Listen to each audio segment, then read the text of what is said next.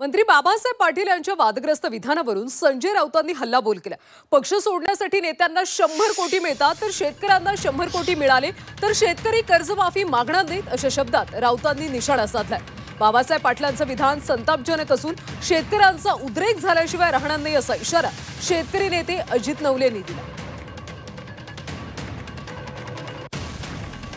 कर्जमाफीचा नाद यासाठी लागलेला आहे कारण जे कृषी मंत्री आहेत किंवा आमदार आहेत, खासदार आहेत त्यांच्या पक्षाचे, ते शेतकऱ्यांची पिळवणूक करतात।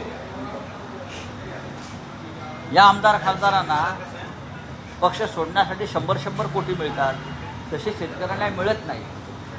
जर तसे शेतकऱ्यांना 50-100 कोटी मिळाले तर नक्कीच ते कर्जमाफी मागणार नाही। सहकार मंत्री बाबासाहेब पाटील यांनी कर्जमाफीबद्दल जे विधान केलंय ते अत्यंत संतापजनक आहे। शेतकऱ्यांच्या जखमांवर मीठ चोळणारी ही गोष्ट आहे। अतिवृष्टीमध्ये शेतकरी हैराण आहेत।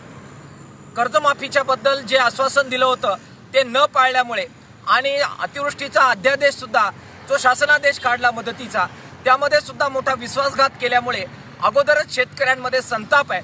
अशा पार्श्वभूमीवर अशा प्रकारची विधानं जर मंत्री करणार असतील तर शेतकऱ्यांचा आणि शेतकरी चळवळीचा संयम हा सुटल्याशिवाय राहणार नाही।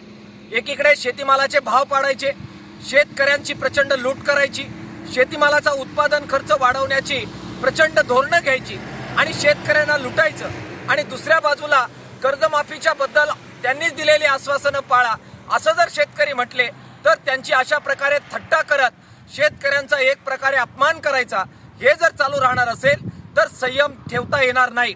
अजित पवार साहेबांच्या पक्षाला मला वाटतं वाचाळ वीरांची शाप लागलेला आहे। असे अनेक वाचाळवीर त्यांच्या पक्षामध्ये जन्माला आलेले आहेत। त्यांनी आणि राज्याचे मुख्यमंत्री देवेंद्र फडणवीस साहेब यांनी या वाचाळ वीरांचा बंदोबस्त करावा। तो जर केला नाही तर शेतकरी चळवळीला हा मुद्दा हाती घ्यावा लागेल।